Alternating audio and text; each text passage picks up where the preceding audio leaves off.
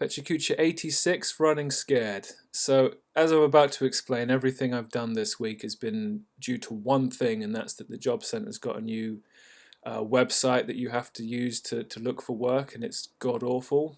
It doesn't even let me like go on places like Total Jobs and record what I found there, like the universal job match system did, the one that they're getting rid of. Um, if an overzealous dude wants to kick me off the dole, they can do it. And so basically that's got me thinking I need to get serious about art like right now. So I've just spent all week looking at what are my options, and yeah, irony of ironies, I'm still on the same website looking at self-employment advice. I imagine sole trading is the kind of thing I'm going to do, but I still don't know about the tax and the earnings and stuff. Apparently, if I earn less than $1,000, I'm cool, so that gives me time to sort it out. Being on that website, they were sending me to things that reminded me that London Met has its own thing called the Accelerator, and they're sending me emails, and I really should look at the stuff they're sending me because it's available to me for the next 4 years, 5 years after graduation. And some of it looks quite promising. But you can never be sure with short courses. So one of them is called Launchpad, which is kind of starting almost now. 12-week intensive course from June to September, basically to get from a business idea, you create your business plan, and then you try to just, you talk to some experts and you try and just get the thing going. I don't know if the job centre would send me on that, if they'd let me do it, I mean. And then there's like a creative freelance bootcamp, which is like, I think it's a lot shorter, but I'm trying to become a freelancer, so it's probably a lot more specific to me. I need to really do all of these things, but at the heart of this, I need to know what it is I sell. And what I'd ultimately like to sell is the comic. I don't offer a service, I offer a product. Amazon Kindle Direct Publishing has a graphic novel section. There's testimonies claiming that it's very good, but you've also got to be very good when you put your stuff up there.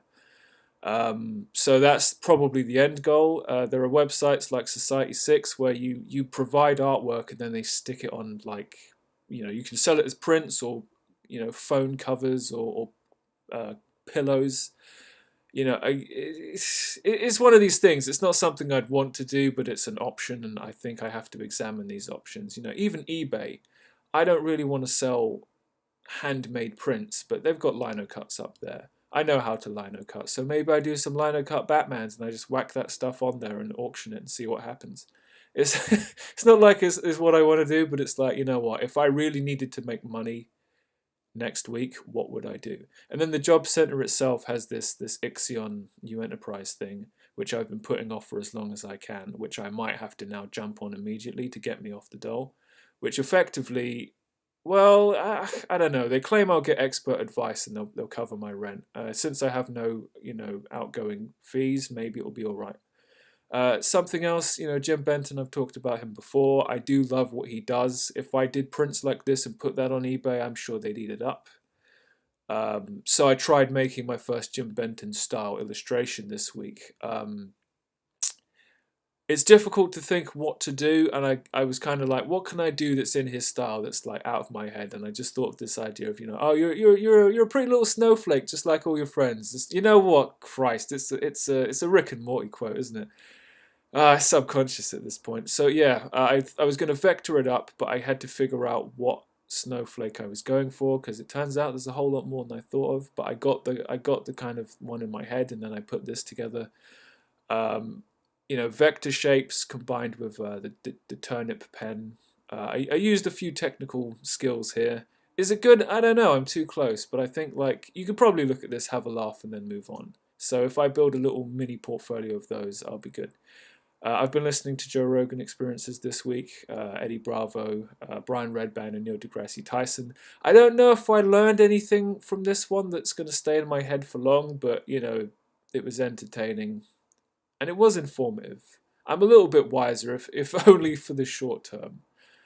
So I was watching a guy put together, like a few guys this week put together pages in Manga Studio, and I feel like this guy was using the chalk brush pen, but he was using it at such a small size that you can't he gets opacity in his line weight, but it still looks like complete lines instead of broken marks. So I should look into that.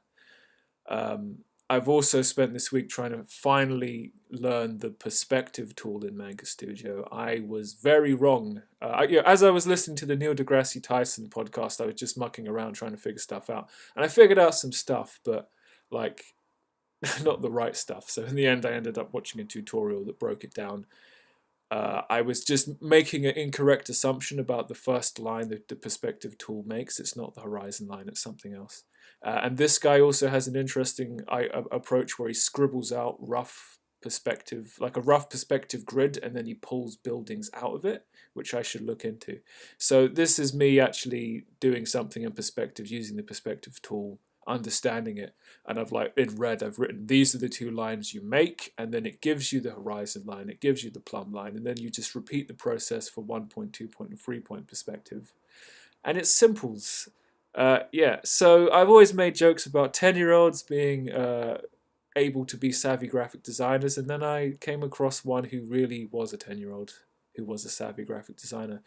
He did a review of the Wacom Cintiq 13 HD. It was very well done, very informative, very professional. I have to give props. So there you go. Right, so what I've got to do next week is just survive. The job centre's not going to throw me under the bus per se, but they could. So I have to figure out how they feel about this new website. And then that's going to determine if I go like 100% Cao from like next Thursday onwards, because I have no choice and I'm basically spending my life with an axe over my head. Yeah, there's an encouraging note to end on, but it'll be fine. It will be fine. I've got 2 interviews lined up, so it's not like they can kick me off this week. All right, so that brings us to the end of Pecha Kucha 86, and I will see you next time.